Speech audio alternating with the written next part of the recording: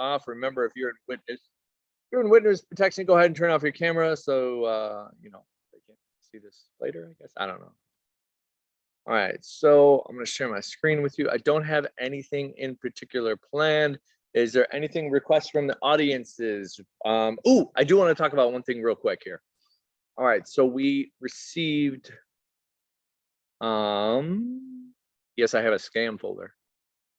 Not a spam folder, a scam folder. So this is the scam, okay? So people reach out to you from some online source, right? It could be Zillow, it could be Realtor, but the people I've talked to that have gone through this, it's through Realtor. And they could call, they can email you, like, don't be like, well, this person called me, they didn't email me, or they emailed me and didn't call me. So, you know, it can't be a scammer, right? And they said, hey, I want you to do a CMA, I got some vacant land. They send over the CMA, the Realtor does the CMA, sends over the CMA. Does all that fun stuff. And then they said, hey, I want to go ahead and list it. Can you send me the listing agreement? And you get all excited. You're like, yes, this is awesome. And then you send over the listing agreement, and then it comes back and it says, yeah, okay, you know, they sign, and then you put it on the market. And in this case, the real owner had reached out and said, you're listing my property and I didn't sign anything. So, and she had even gone above and beyond and asked for a copy of their IDs, passports in this case. And let me show you the passport. Okay, this is one of the two passports. Now, I'm going to download this real quick. I'm going to teach y'all how to search this. Okay, but if you look closely at the passport, I'm going to zoom in. Okay, if you look closely at the passport, you see where it says B Whitmark, Mac, something like that. Whitman, Whit something. It says B Whit something, right? We all can read that. Yes. All right. Yeah. For those of you who haven't been here, please unmute unless you got something going on in the background. I want this to be a conversation, not a lecture. Okay. Yeah, I can see it. Except for Arielle, she's got like some snow going on in the background or something. All right. Sorry. Okay. Oh, it was next to my laptop, so it was just, never mind. All right, thank you, Arielle. Now, look at the name down here. Roth, right? And then Jeremy Tick, right? And then if you look like already right there, something's sus, right? As the kids say now. That's totally sus. Okay. So that right there is just, that's suspicious, right? Because you got a different signature.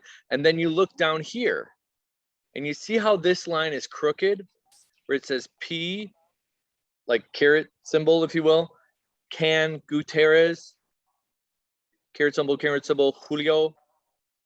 Yeah, we all see this. And then it's crooked. It doesn't go down with the page. It's not parallel to the page. Okay. So that right there, a bunch of red flags should be going off. Also, well, I don't want to say that, but like those three things, like I'm going, and I want a second form of ID, right? Although it's clearly fraudulent. So then we go to the next one. Okay. Now she has a much prettier signature here, Linda Whitmack, right? Easy to read. But then down here it says Jillian Roth. Okay, it says Jillian Roth down here too, and it no, it's not even with the page. It doesn't, right? Because it's kind of cocked to the right a little bit, and yeah. So all this is editable, right? There's PDF programs that you can, or you know, this is a picture, so you wouldn't have to use a PDF editor. But there's PDF editors, and you can change all this verbiage and all these words and everything like that to make it look legit. So you have to, you know, you can't fake a signature. You got to look at the signature at the top and make sure it matches the name down here. Okay. Another thing that you can do is you can go to Google and you can go to images, and then look at this, search by image. Okay. Upload the image. Okay. And then I got it right here. It's already saved in my computer. So I can search this image now. Be like, all right, I'll look at this down here. It's on a Facebook page. It's on Pinterest. Okay. I didn't know that that was a function, Jeremy. Search a picture. I didn't know till recently. I'll spare you all the details. But basically, a friend of mine was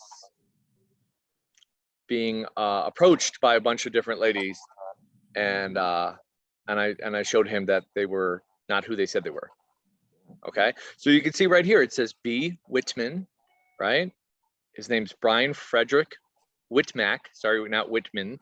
Whitmack, and see again how the this down here on those other all the way at the bottom, right? It moves down to the right, parallel with the page. Okay. And then the names match, everything matches up. Okay. And as you can see, like this is the same photo. It's the same picture. Somebody just took the picture and then used it for their passport. It's the same background, everything. Okay. I'm not saying you don't have to become a private investigator. Okay. Whatever title company that you use, I personally, my wife and I use Consumer Title. They're amazing. 2 attorneys that are running it. We sent it over to them because I didn't know what to look for. This came over yesterday. This happened yesterday, right? And it was a woman within our brokerage had listed, like 4 or 5 vacant land properties, this being one of them. And she was like, hey, is this legit? And she looked it over and she's like, oh my gosh, it's totally not. Like she figured it out before I did. And I looked it over and I'm like, yeah, it's definitely not legit. But we did send it over. I did send it over to Consumer Title as well. And I said, hey, can you guys look this over? And they're like, no, it's not. And then they sent us over the content of kind of what I sent you over. So they said, hey, if you're concerned about, listing a piece of property or something like that, it's good to ask for 2 forms of ID, right? Check for obvious red flags, right? Request a video call using Skype, Zoom, FaceTime, WhatsApp. Send out property owner notification letter provided by Consumer Title. Okay, there's all these things, right? I probably wouldn't go much further down the list other than 2 forms of ID and requesting a call, Skype, Zoom, FaceTime, WhatsApp, that sort of thing. I probably would just do that, right? But if it's not adding up, if they're kind of suspicious, then reach out to Consumer Title, reach out to myself or Freddie, if you do have questions, right? That's what we're here for. Yeah, recently on the mortgage side, we've seen a big uptick of fraudulent emails coming across and disguised as coming from the title company. So keep a close eye out when you're coming in, when you're responding to the title company, if they send you or your customers a request, that the address is actually going back to the title company. Because what they'll do is they'll mask it, like they'll put the name up there, it's like whatever title. And then when you look in it, it's at ... Smith, It doesn't line up. It's like .it or .qr or something else that doesn't make sense. You're like, wait, hold on, that's somebody, that's a scam. Okay, good. And I did forward this to y'all guys yesterday. Again, Consumer Title supplied all of this stuff to help you. You don't have to become like a little private investigator. I did ask Consumer Title, but at the end of the day, like more than likely the title company is going to catch this, right?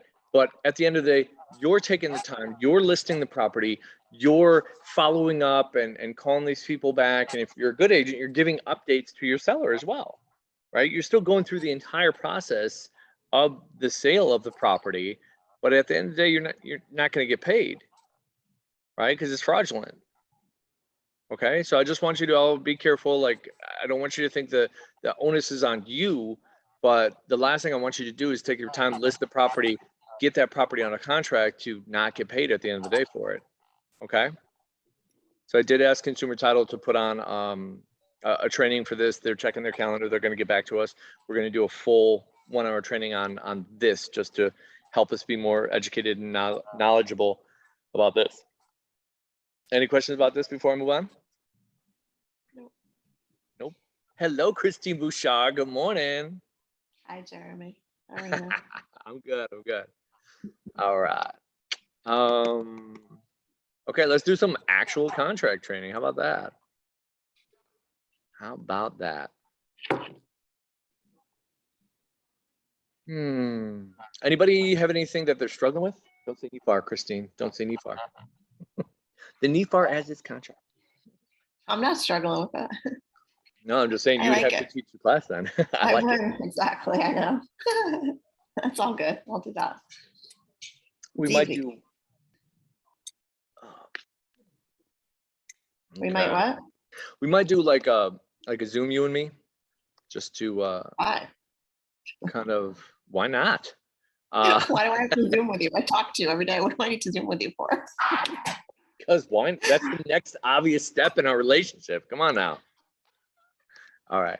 I'm going to turn off my camera just so the thing moves a little bit quicker. All right. Wait, before I get off of, I think I already did. But before I get off of that, does anyone want to see how I searched the image again? Or did you all get it? I'm good. Can you do it one more time, please? Okay. All right. So go to Google. Okay. I'm going to minimize this bad boy and get out of my way. And then click on images, right? So it should say Google Images up here. Because when you're just on regular Google, right, there's no, you just type in whatever. Or I guess you could talk to text too, right? Search by voice. So you have to click on images, right? So google.com, click on images in the top right-hand corner. And search by image. You click on that. Paste image URL or upload an image. Click on choose a file, right? So this is provided that you already have the file on your computer, right? So if you think it's fraudulent, I haven't searched her yet. I haven't searched Linda Whitmack. So if I search her, then it's showing the image up there. If I scroll down a little bit, again, it's on Pinterest. I'm like, what person took a picture of their passport and put it on Pinterest? So it says right here, Linda Lucille Whitmack. Okay. By real passport, WhatsApp, blah, blah, blah, blah, blah, driver's license, ID. That just sounds like sketchy. Like what? Like, hey, we'll sell you a passport. Like I thought you had to go through, Really? I don't know how it works in Canada, but maybe they have like independent third parties making We should try to buy one and see what happens. All right. Christine, you do that. I'm imagining this whole black site thing open up and, you know. I'll be from Canada. It's all good. Canada. I could. My name. I mean, come on. Bouchard. Yeah, people would. It's pretty realistic. I should try to do it for the hell of it. See how easy it is. That's crazy. Absolutely. That'd be funny. Let me know how that works out for you. I'm imagining you calling me up like in a whispered hush voice, like, Jeremy, I did it. And oh my God, all hell broke loose. You know, like, I'm so scared right now. I need a safe house. Shit, I'll be down there soon.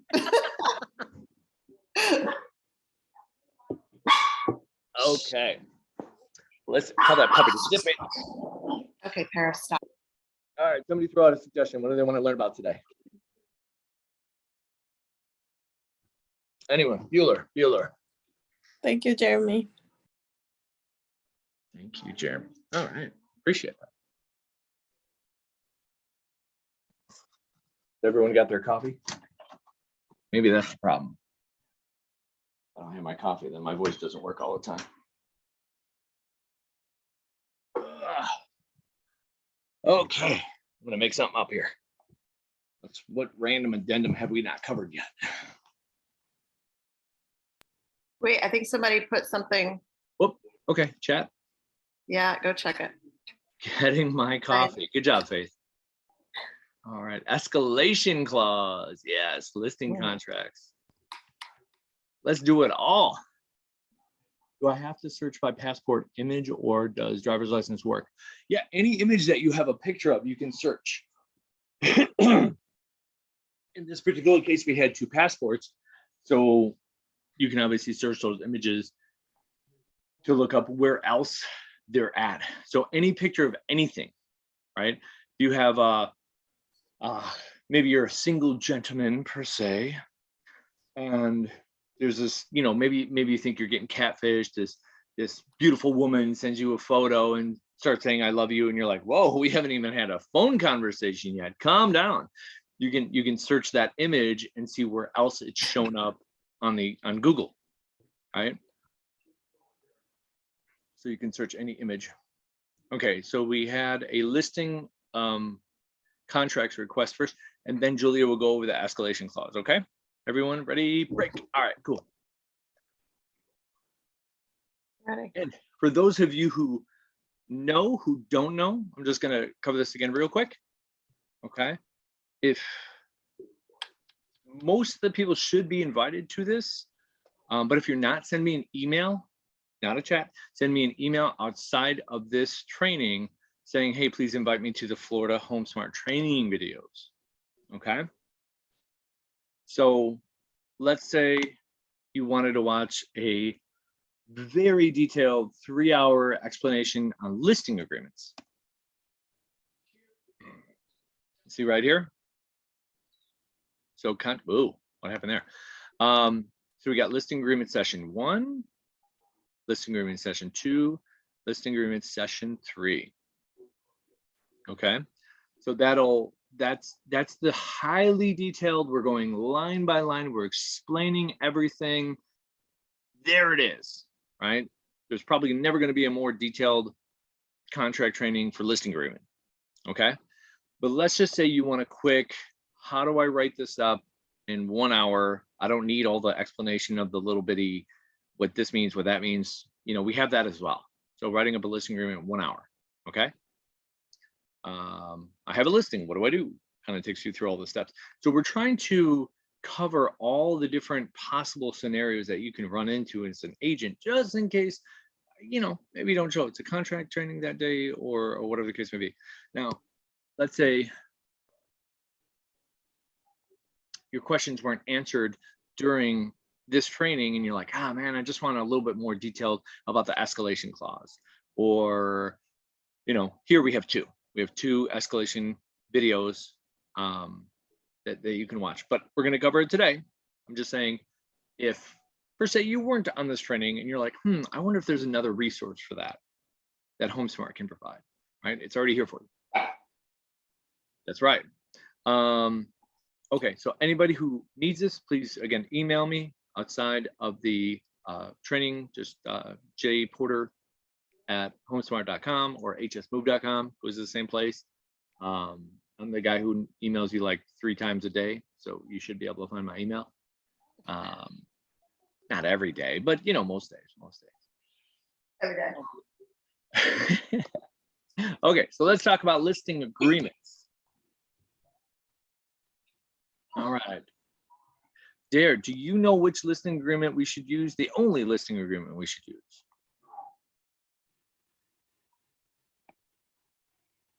I'm picking on Dare. She's new. I shouldn't pick on her yet.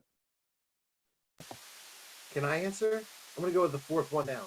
The 4th one down. Let's see. 1, 2, 3, 4. What's your question? I missed it. Close. Which What was listing agreement you should use? Exclusive 6th rent one sale down. listing agreement transaction broker. Oh, yeah. Yes. Why is that, Miss Bouchard? Because we are transaction brokers with HomeSmart. Are we ever allowed to be anything but transaction brokers? Not with HomeSmart. That's right. Okay, so this one right here, it's ERS, exclusive right to sell, right? 18 TB. TB is in transaction broker. Sean said, and I've done this before, right? As a very experienced licensed person, I've used the TB 18 or 18 TN, which is transition consent to transition to transaction broker, not the same thing. Okay. Nah, man, I just saw that transaction broker and I bid on it. I know. Been there, done that, brother. All right. Okay. Let me minimize this so I can see the whole screen. Okay, so the beginning is pretty obvious, right? Seller, broker. Now,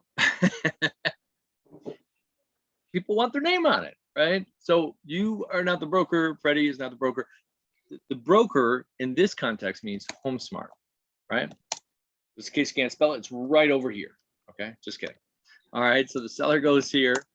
Okay, some people, this is not what you're supposed to do, but some people do this.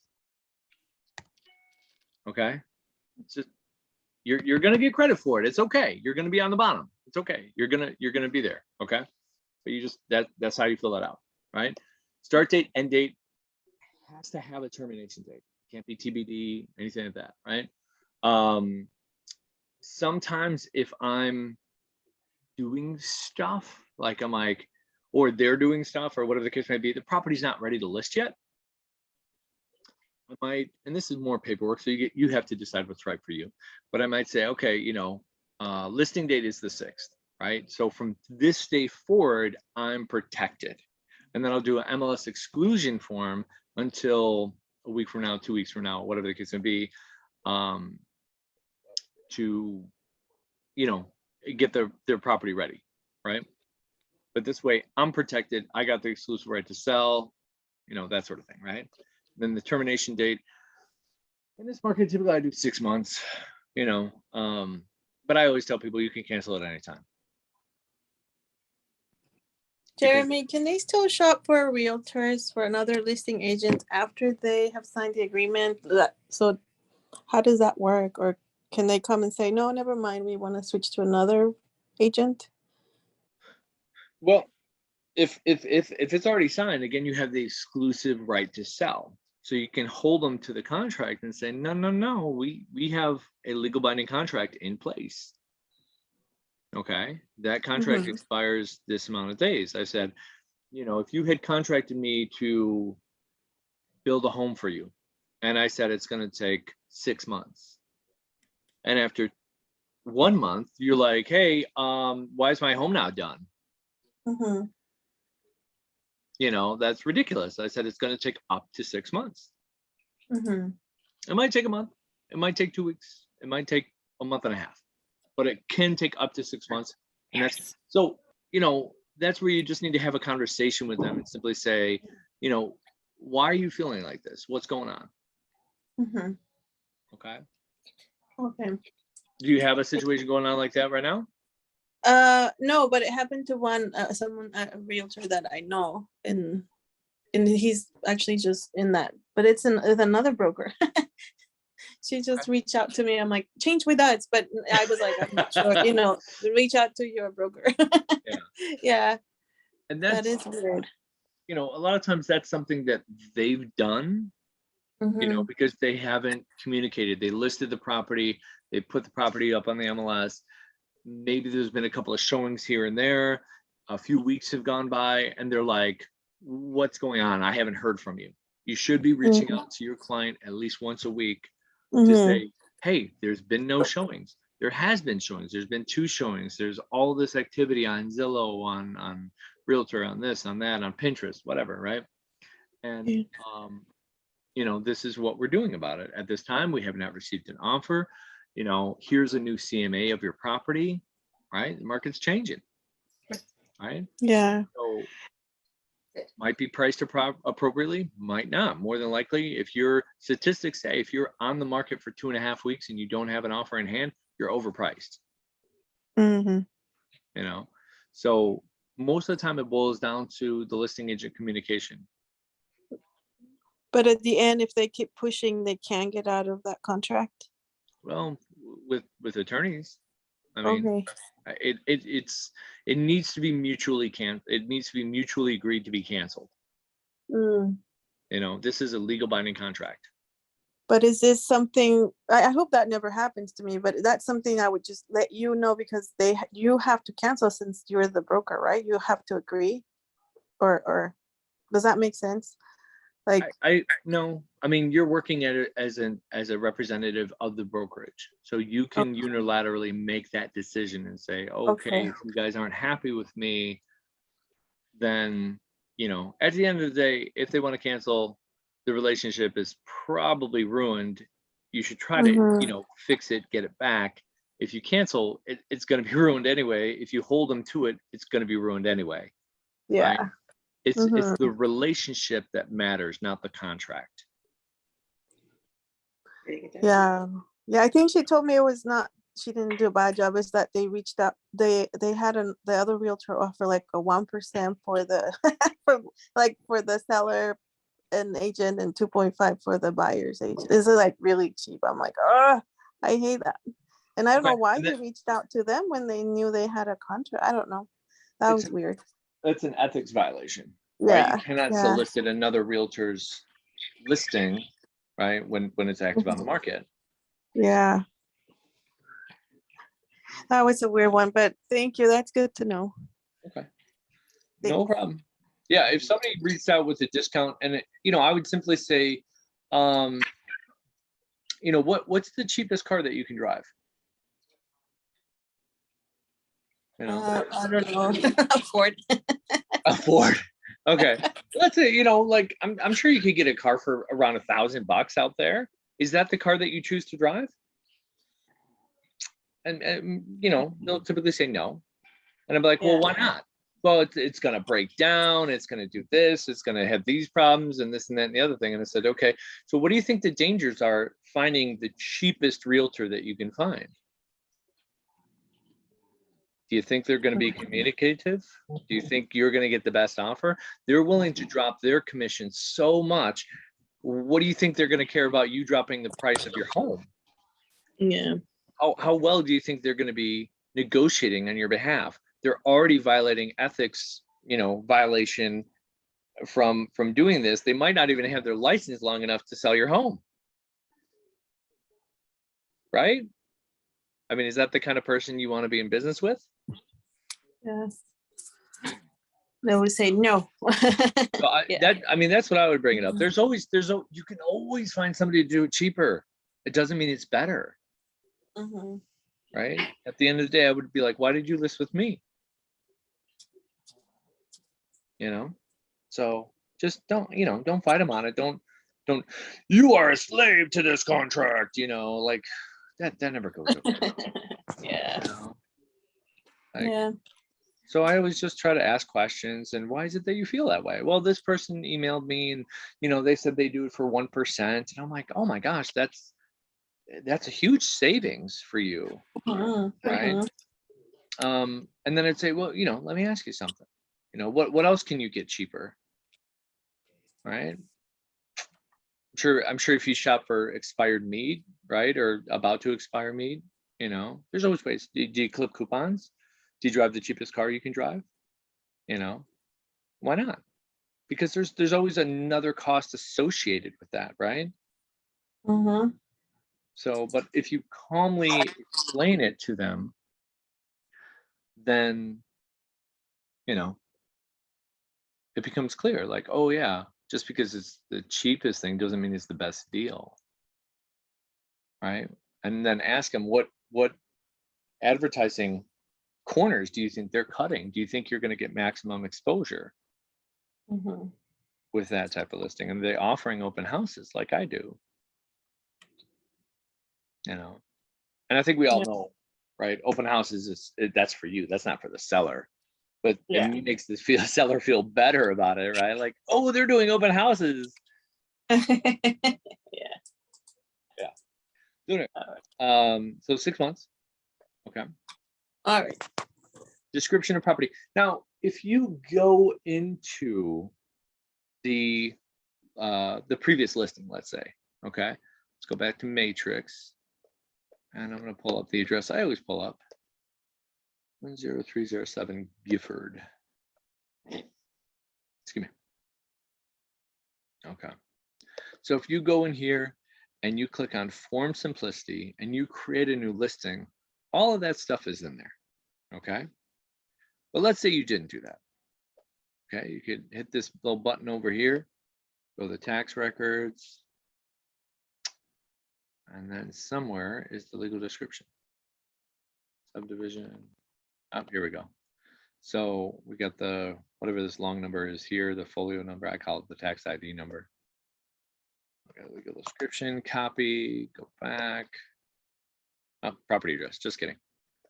So I'm just gonna 07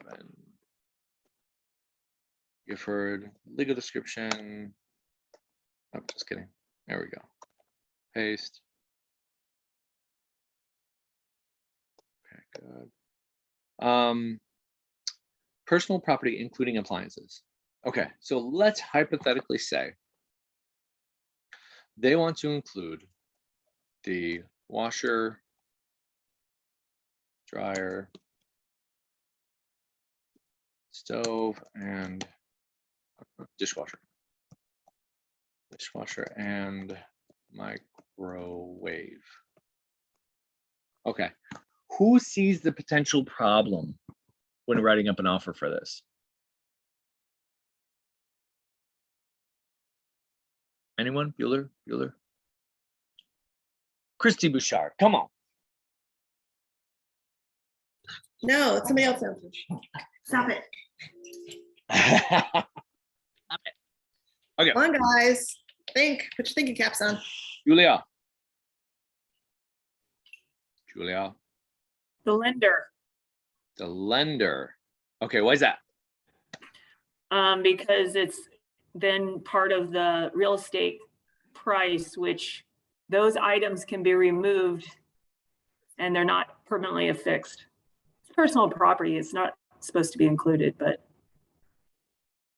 Yeah, but those items are typically okay, right? Mhm. If you're doing like a furnished property, like a short-term rental or something like that, they're gonna have a problem with that, right? A whole household full of stuff. But when you're writing up the as-is contract, let's say, right, is the fridge part of it?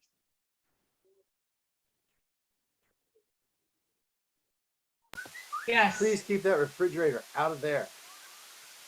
Okay. The lender says, please keep the fridge out of there. Okay. So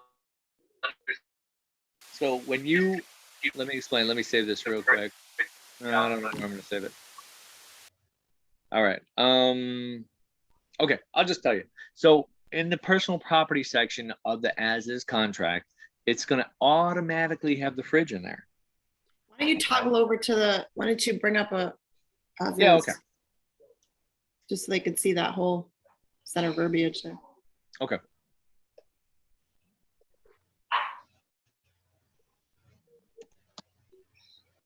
And I'm like, this is different than mine.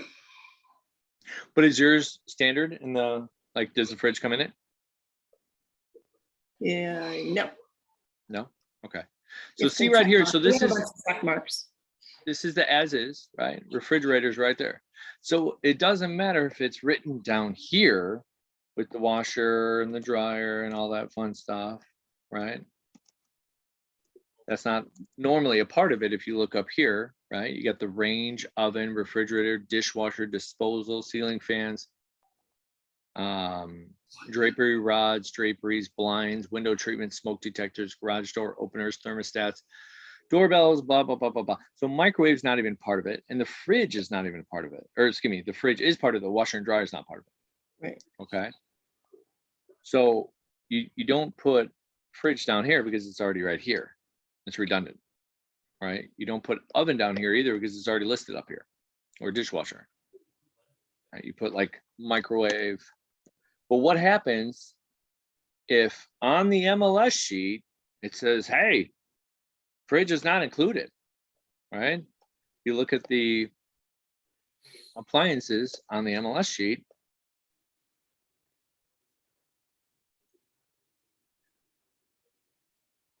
Where's the appliances? Oh, right here.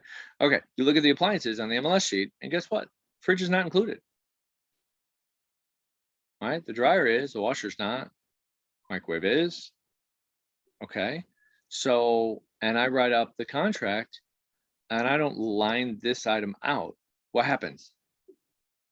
It better be included. It's gotta be If they included. Looks sign like it, you get a fridge.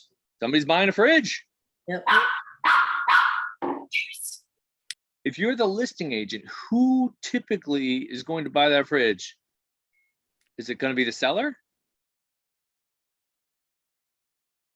The buyer? Who do you think they're going to want to buy that fridge? Well, it just depends who signs it. Well, the buyer, the buyer wrote it up. You sent it over to your client. The seller signed it. Right.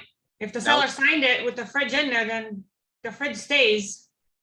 So then the seller's broker is gonna have to buy a fridge. The listing broker is going to buy a fridge. Right, right. That's right, because that's your mistake, right? You should have caught it. Absolutely. All right, we're in this age where we just e-sign everything. We upload it, we put it in there, we send everything over. We don't typically go over it with the client and say, hey, they selected this and this and this and this. Is that okay? Is that what you want to leave? Right? So be cautious when you get that offer for your property, right? And you're negotiating. Be like, hey, they want the fridge. Is that okay? Okay. All right. Maybe switch to another fridge. Yeah, they're probably not going to appreciate that, Faith. If it's a nice like Sub-Zero fridge or something like that, they're probably going to be expecting a Sub-Zero fridge in there. I like the way you think though. But that's how lawsuits. The picture, so. Yeah, you have to be careful on that walkthrough. That's Yeah, right. right. Hopefully it's a blind walkthrough. A little hard to get away with it when you have pictures of it. Yeah. Okay, so going back to the listing agreement. And what listing agreement do we use, Sabina? For what? For what? Oh. For listing. residents, how about that? Yeah. ERS 18TB is in transaction broker. Okay. So we're down here. So personal property included, right? Just be cautious on that. It goes all the way down here. See attachment. You can even do an attachment. So that's what I would do, like an attachment if you're doing like a furnished property. And then you're listing, right? The table, the chairs, this, you want to make sure you have everything as detailed as possible, right? Line 20, see the little asterisk over here? That means there's something to fill out if there's an asterisk on it. Okay, that's a good way to like make sure you're not missing anything. Okay, price and terms. So you put the price right here. Okay, financing terms, cash, conventional. I'll take cash, I'll take conventional, I'll take VA, take FHA, I'll take other too. You want to take other? I don't know. You probably got to specify what other is. Maybe what Shane was talking about earlier, USDA, right? Not just for beef. All right, line 24, seller and seller financing.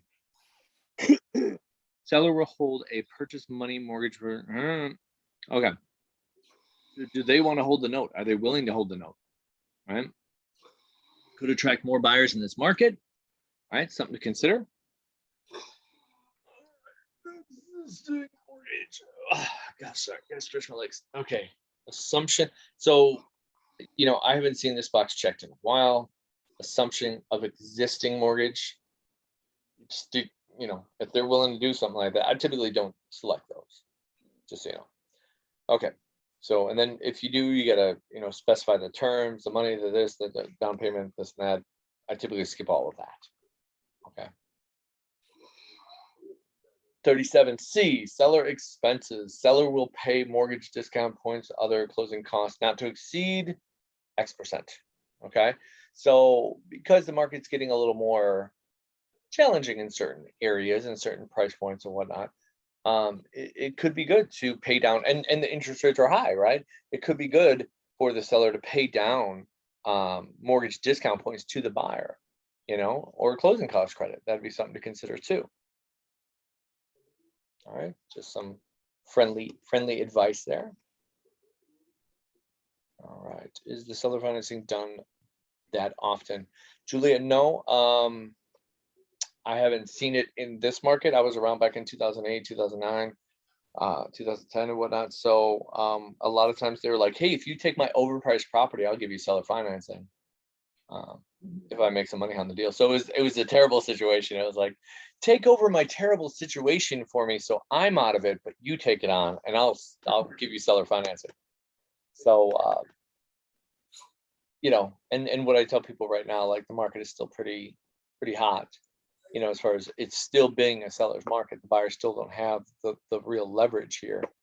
So if you owned a property and you could sell it outright for retail right now and be done with it, why would you do seller financing unless you're looking to take advantage of somebody, or maybe not take advantage, or just make a lot of money off of it, right?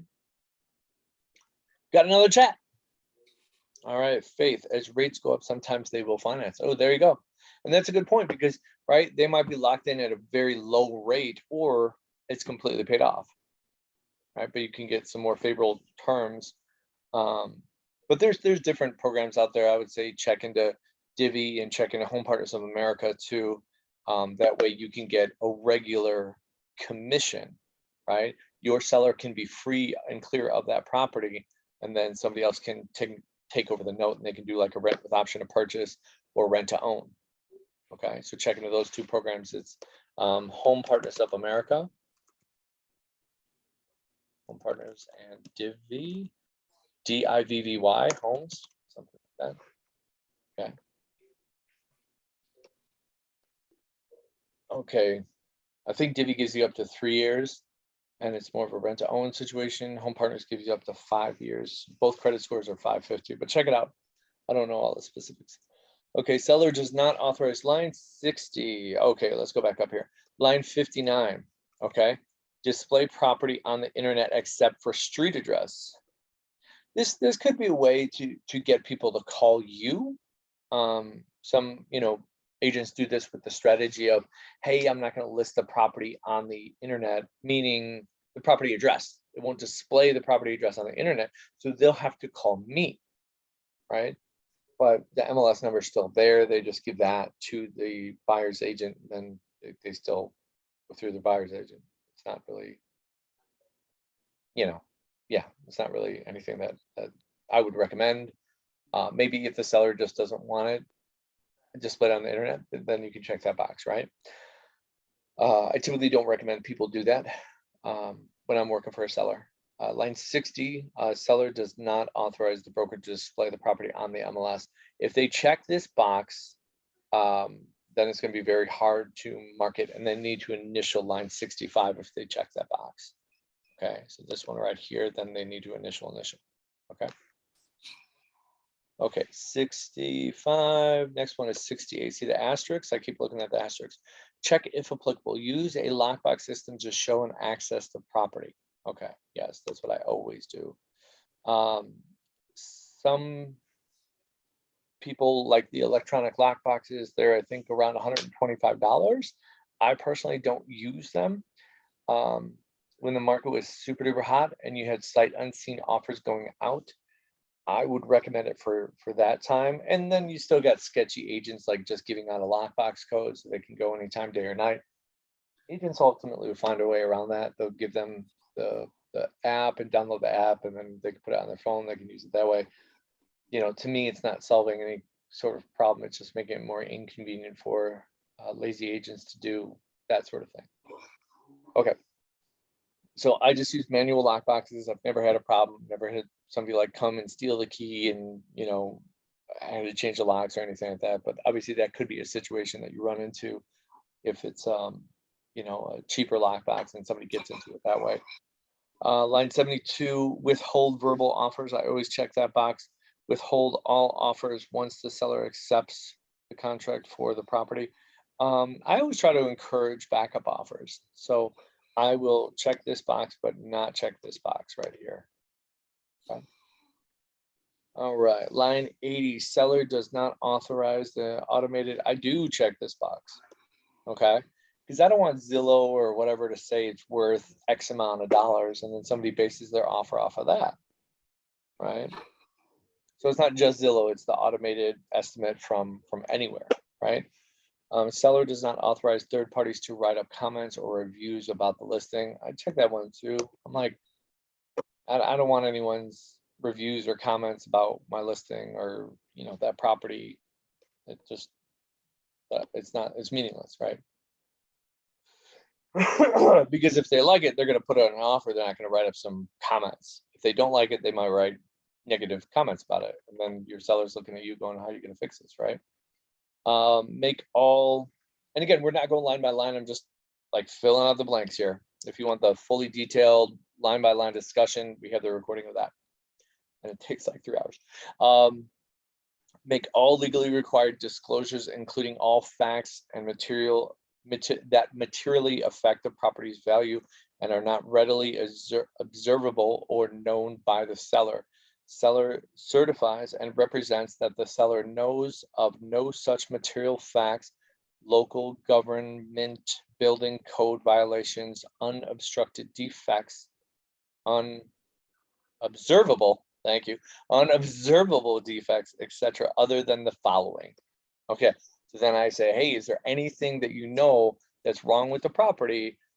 You should tell me now, or forever hold your peace, right? We also have the seller's disclosure. So, I mean, you could put in here, see seller's disclosure, right? But who's going to see this, right? You and broker team, right? That's about it, right? Paperwork department, right? So you could put that in here because it doesn't make sense to put it in there and then put it in the seller's disclosure. So, or NA. Those are the only two things, or write what's actually going on, okay? But I like see seller's disclosure, unless it's not really a line item that would be towards that. Okay, so line 109, this is the most important part right here, total commission. So this is not to be confused. This is total commission, not the listing agent commission. So guess what? If you put 3% right there, that's the total commission.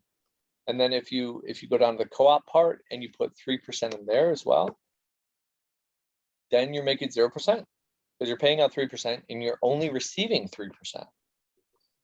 Okay, so you put the total commission here. Let's say it's 6% of the total purchase price plus.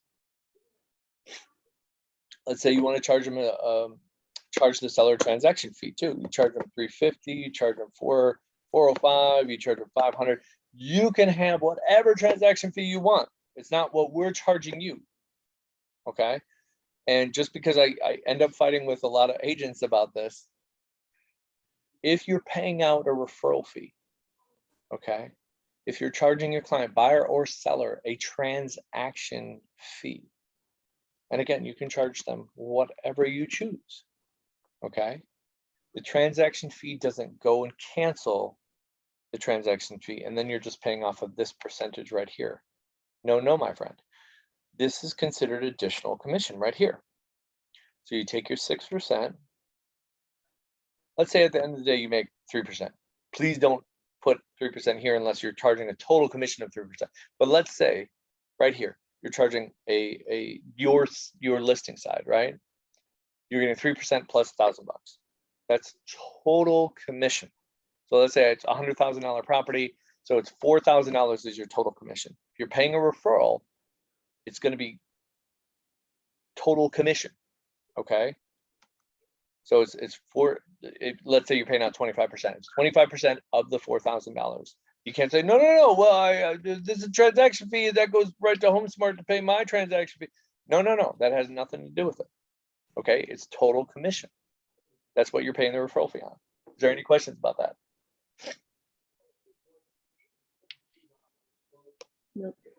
Nope. Okay. So remember, the transaction fee is just additional commission. You can charge $1,000, you can charge $500, you can charge $750, you can charge $350, you can charge $1. Okay, your transaction fee is your transaction fee. It's not our transaction fee. Okay, 112 dollar or percentage.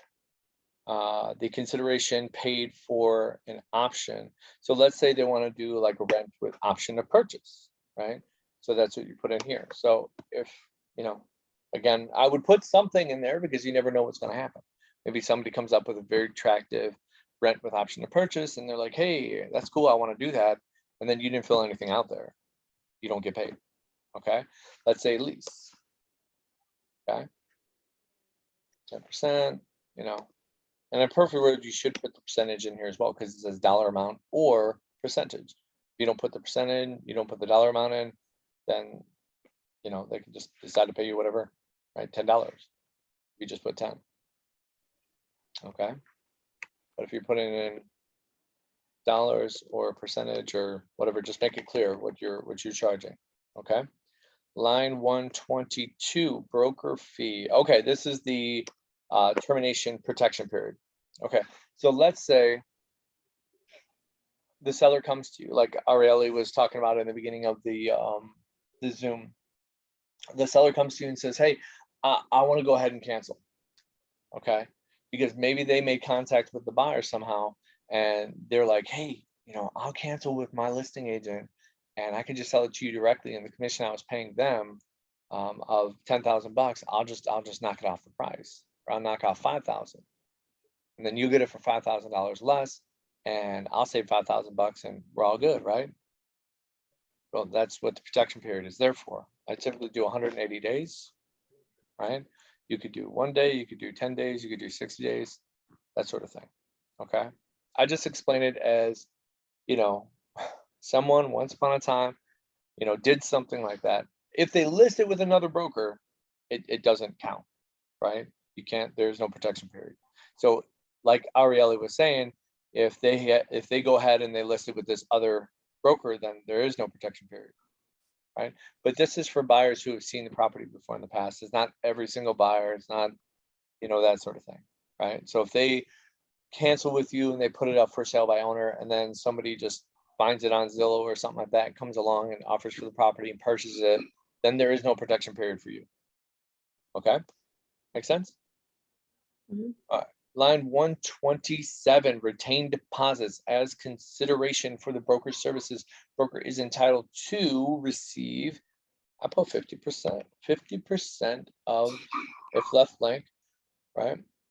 Of all deposits that the seller retains as liquid damages for the buyer's default in the transaction, not to exceed paragraph 8A fee.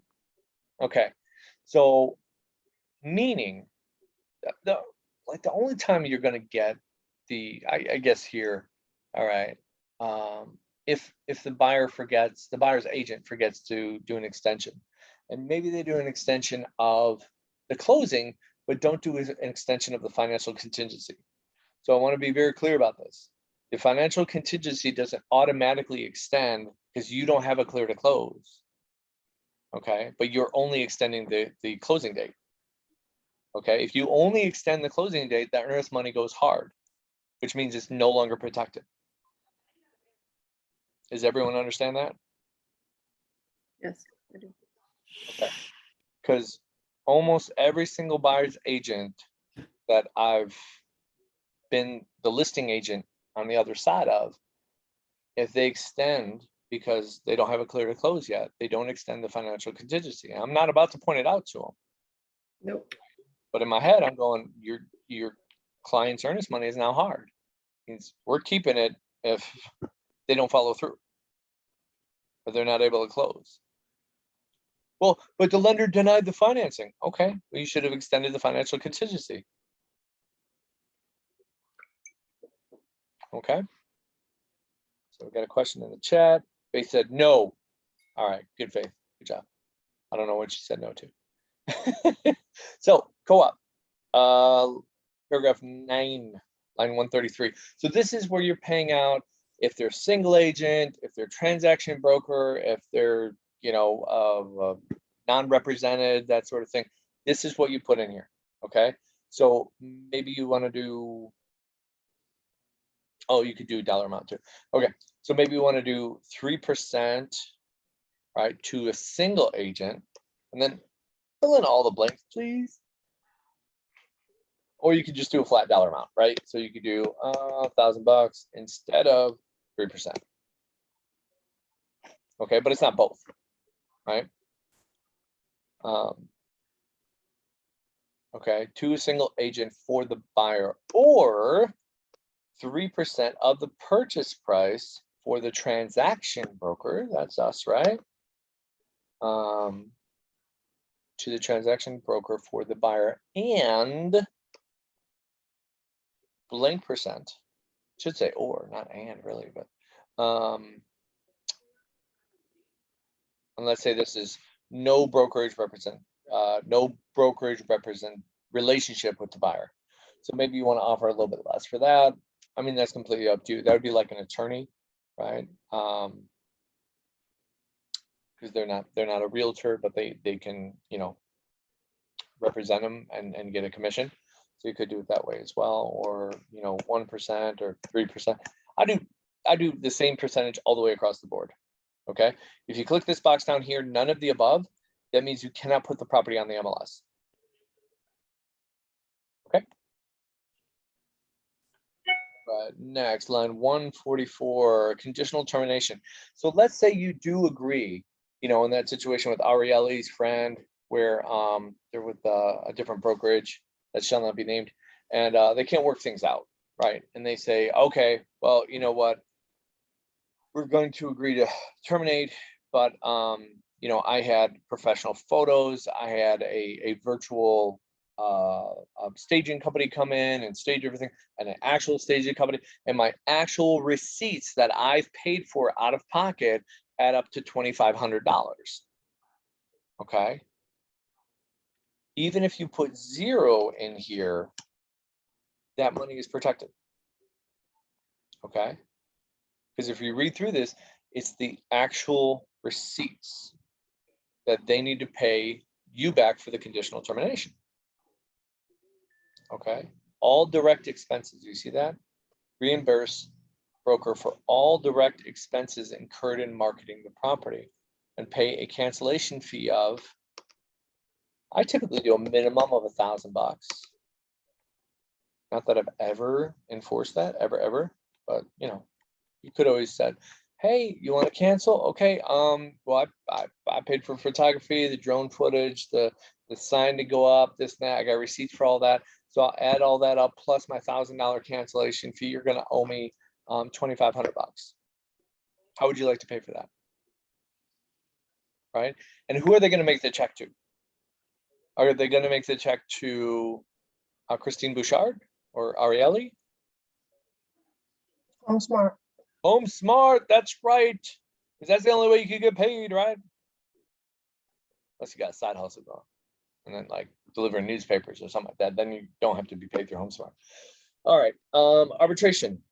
Most people sign this or initial this, I should say. But if you watch the long one with the attorneys chiming in with their 2 cents, they say, I wouldn't do this. Because typically with arbitration, you need to have an attorney, you know, help go through the arbitration, and then it typically doesn't get resolved, and it ends up going to court and paying attorney fees and everything, or you're paying a mediator, and you know, it's additional expense. I always have my people initial it, but you know, if you watch the attorney version of the listing agreement, then that's what happens there. Okay, one asterisk. Ooh, we're done. Okay, additional information. I don't know what you put in here. Maybe if you want to exclude a buyer, maybe they were for sale by owner, you pick them up that way, and they want to exclude Jane Smith, you know, because they showed Jane Smith, and that person will be excluded for, you know, a month, or the neighbor or something like that. The neighbor's thinking about buying the property and they don't want to list it with you, and you're like, okay, we'll exclude that person. Okay, and if you bring that buyer, then this contract's null and void, right? Or maybe then I'm just going to assist with the transaction as a transactional broker, and I'll just, you know, take a commission of $1,000. Okay, that's up to you though, right? You don't have to do that. That's something you could kind of negotiate out if they're on the fence. I've had that happen before, where I was going to list a property and they're like, oh, but my neighbor might buy it. And I'm like, okay. And I'll work out a deal. Say, okay, how about this? If the neighbor comes through, I'll do it for 4%, and I'll represent the neighbor and you and make sure everything's done appropriately and da da da da. And they're like, oh yeah, that sounds great. Okay, great. You know. Okay, and then signature. So if you were worried about where your name goes, It goes right here. It's okay. All right. So authorized sales associate or broker. I want to point this out. Okay. So a lot of people will send Freddie or myself these to sign. See how it says broker / sales associate? It means it's not both, one or the other. Okay. You see the verbiage down here where it says authorized sales associate or broker. Both people don't need to sign. Both people don't need to initial. You don't need to send it to Freddie or myself to sign or initial. Just you. You're the associate representing the broker. Okay. Just make sure all parties initials, sign, address, all that fun stuff. Any questions about this at all?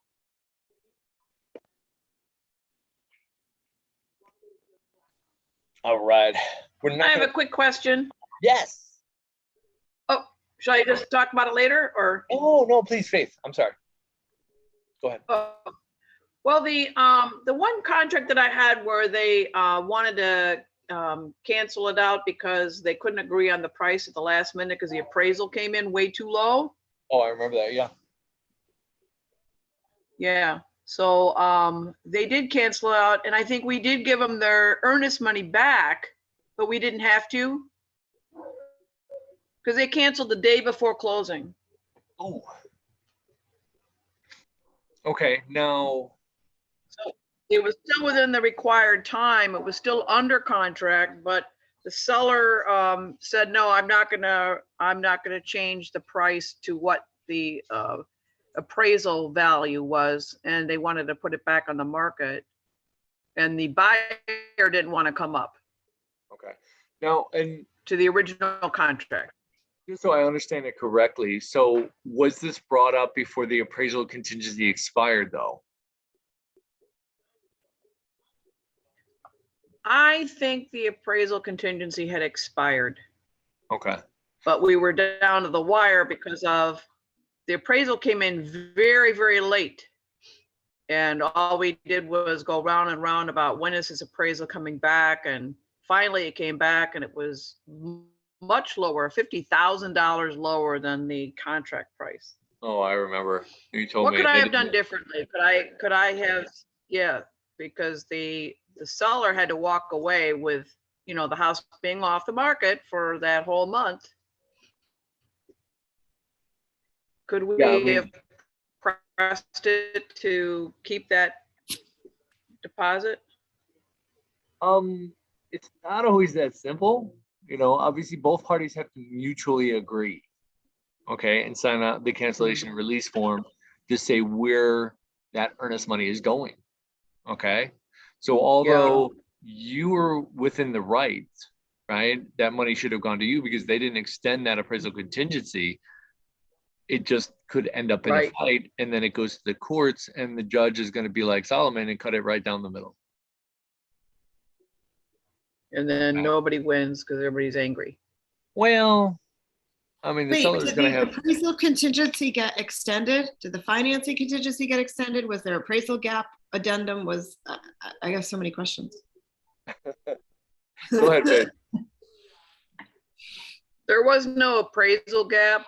It was not extended officially. It was just a verbal, we've got, you know, one more day to close. When are you getting your appraisal in? And it was last minute, but within 24 hours, it was canceled because the buyer didn't want to go higher because it was $50,000. It wasn't $5,000 that we could negotiate. And you represented the seller only? 50,000. Yes. And the appraisal didn't come in until the day before closing? Yes, because we had Quicken Loans. So it Quicken was, Loans. Oh, man, that's yeah. the downside of Quicken Loans, man. It's Yeah. Sean says it like that's the only downside to Quicken Loans. That's like a no-no right off the bat. That's a huge I one. know. That's If like, I don't saw even take the pre-approval offer coming until through you Quicken switch to my Loans. lender. Yeah. If I saw an offer coming through Quicken Loans, I'd be like, we're thinking about Nope. taking the offer, but you need to use Yep. anybody else. You need to call Sean and Shane. Yeah, Yeah, that's right. We'll give it to you for that one, Shane. You could have it. Or is that We'll Sean? ta- we'll- We'll take Well, them you all know, and try to the scare next- them away. The next time, yeah, but the next time I took the listing, I said that the buyer's lender had to be approved by the seller. So that kind of got around that way. They had to be pre-approved by another lender in order to go forward. And yes, the house did Like, you don't sell. have to put that in the listing. You could always, make that a condition if you have like a problematic lender, like Quicken Loans, like Rocket Mortgage, or what's the other tailor one? Anyone, Same Bueller? difference, yeah, they're all the same. Yeah, they're all the same. Unfortunately, we're not going to cover the escalation clause today. We'll go that on the next contract training. But if you can't wait till then and you want to call and do one-on-one with me, I'm happy to go over it with you. Or if you want to watch that video, then let me know. You can always send me an email. I can send you the link if it's too challenging for you to find. But any other questions before we wrap it up? I got to jump on another Zoom. Thanks, Jeremy. All right, no problem. Thank you all for attending this session of Coffee with a Broker. I hope it was worth your while, the juice of worth the squeeze, if you will. And I hope to see you all next week. There's also another training later on today, Drive to 5. I think it's at noon. So if you don't know how to find it, let me show you how to find it real quick here. Just go to your RSA portal, log in. Oh, wait, you don't even need to do that. You could hit view calendar right here.